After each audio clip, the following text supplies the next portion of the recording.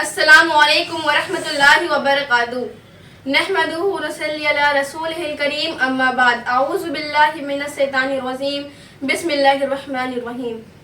عورتوں کو میں سیلیوٹ کرتی ہوں اس پلیٹ فارم سے کہ آپ لوگوں نے نبیوں کو دیا اور عورتوں نے پروفٹس کو دیا، جو ہم جیسے بھٹکے لوگوں کو راہ دکھائی ہے پروفٹ۔ سچ اور جھوٹ سے واقف کیا گیا ہمیں، یہ کام پروفٹ نے کیا، لیکن پروفٹ کو کس نے گفٹ کیا؟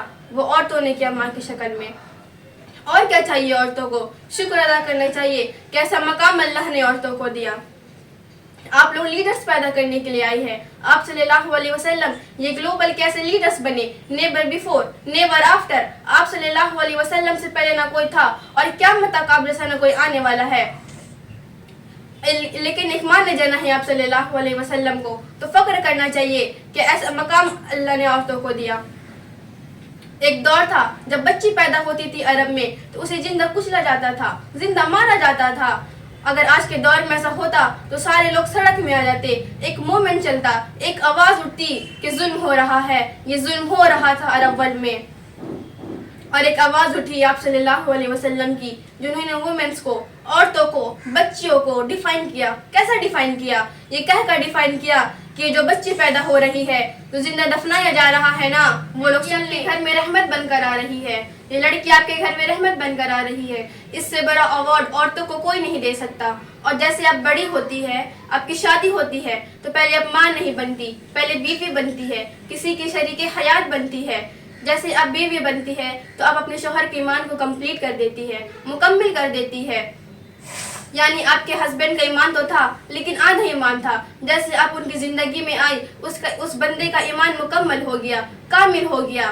یہ بتائیے کتنا بڑا کنٹریبیوشن اس لڑکی کا ہے، اس لیڈی کا ہے، اس خاتون کا ہے جس نے ایک بندے سے نکاح کر اس کا ایمان کو مکمل کر دیا۔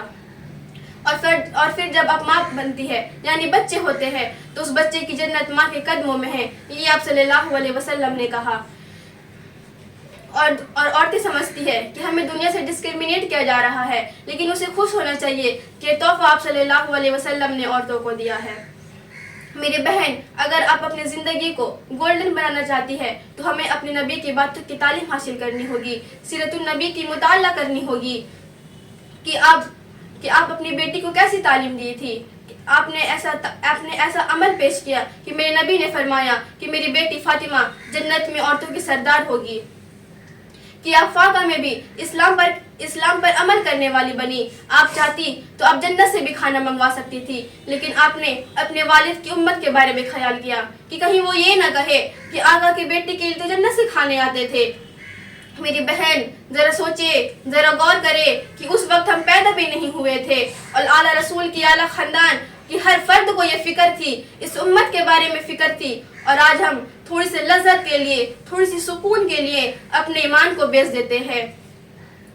جس ایمان کے خاطر اعلیٰ رسول کے اعلیٰ خاندان کے خون بہے تھے، میزے پر سر رکھے گئے، اور آج ہم اس ایمان کو اپنے قدموں تلے روند رہے ہیں، ذرا سوچے، ذرا غور کرے۔